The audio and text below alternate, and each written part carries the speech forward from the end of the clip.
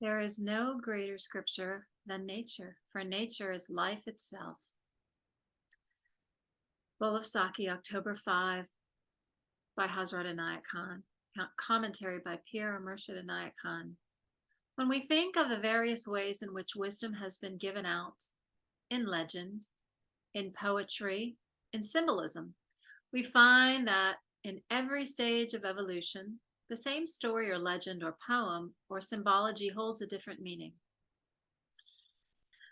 By this, I do not mean to say that as a man looks, he understands things differently at each stage of evolution, but I mean the sense of comprehension is developed and things seem clearer at every stage. The meaning has not changed, but man acquires a keener insight.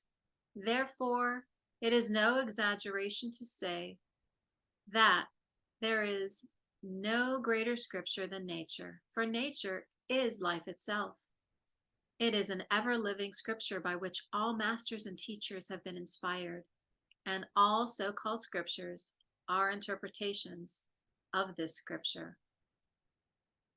There is so much to observe, so much to assimilate, and so much to give if one can only understand the language of nature.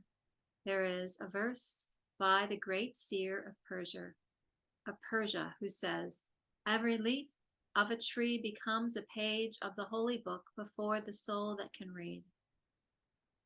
Every leaf of a tree becomes a page of the holy book before the soul that can read. In the path of wisdom, it is a constant reading, a constant learning, and every experience, whether happy or unhappy, and in every impression, whether it brings comfort or discomfort, if we will only observe what each one teaches, then the whole of life becomes a vision that is man's constant guide. Most people consider as sacred scriptures only certain books or scrolls written by the hand of man and carefully preserved as holy, to be handed down to posterity as divine revelation. Men have fought and disputed over the authenticity of these books, have refused to accept any other book of similar character, and, clinging thus to the book and losing the sense of it, have formed diverse sects.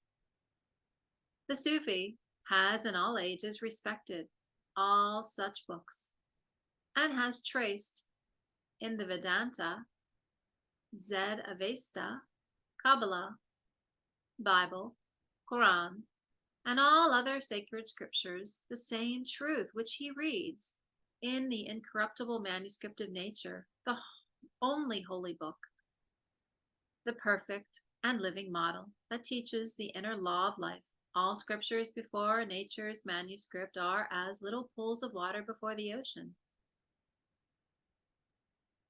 The eye of the seer, the eye of the seer, to the eye of the seer, every leaf of the tree is a page of the holy book.